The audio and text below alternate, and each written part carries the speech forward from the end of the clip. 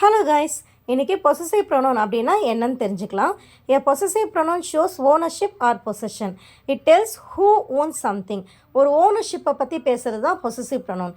அதாவது நம்மக்கிட்ட இது இருக்குது, நம்மளுடையது, இது நம்மளுடையது அப்படின்னு நம்ம வந்து சொல்கிறோம் இல்லையா, அதுதான் வந்து பொசசிவ் ப்ரொனவுன். இது அவங்களுடையது, அதே மாதிரி இது அவனுடையது, இது அவளுடையது, இது ஒரு பொருள் யாருதோ, ஓகேங்களா, அதை நம்ம சொல்கிறோம் இல்லையா, அதை தான் வந்து பொசசிவ் ப்ரொனவுன் அப்படின்னு நம்ம சொல்லணும். ஓகேங்களா, இப்போ நம்ம கொஞ்சம் எக்ஸாம்பிள்ஸ் பார்ப்போம்.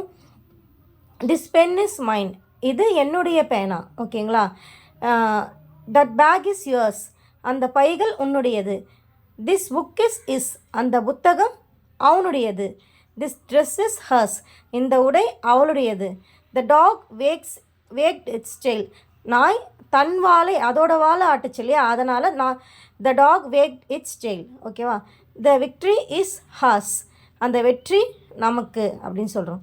தட் ஹவுஸ் இஸ் தேர்ஸ் அப்படின்னா, தட் ஹவுஸ் இஸ் தேர்ஸ் அப்படின்னா அந்த வீடு அவர்களுடையது அப்படின்னு சொல்லிட்டு சொல்கிறாங்க. ஸோ ஒரு பொருள் யாருடையது அப்படின்றத நம்ம சொல்கிறது தான் வந்து பொசசிவ் ப்ரொனவுன். புரியுதா உங்களுக்கு? ஸோ இப்போ பாருங்கள், ஐ வந்து எப்படி மாறும்னா மைன் அப்படின்னு மாறும். யூ வந்து யுவர்ஸ், ஹீ வந்து his, she hers, it its, we ours, they theirs. அவங்க பற்றி சொல்லும் போது அவங்களுடையதுன்னு சொல்லும் போது தேர்ஸ் அப்படின்னு சொல்லுவோம். ஓகேங்களா, ஸோ உங்களுக்கு புரிஞ்சுதுங்களா இப்போ இது நம்ம எடுத்தது?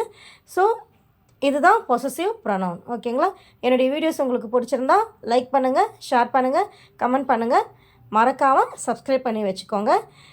தேங்க்யூ.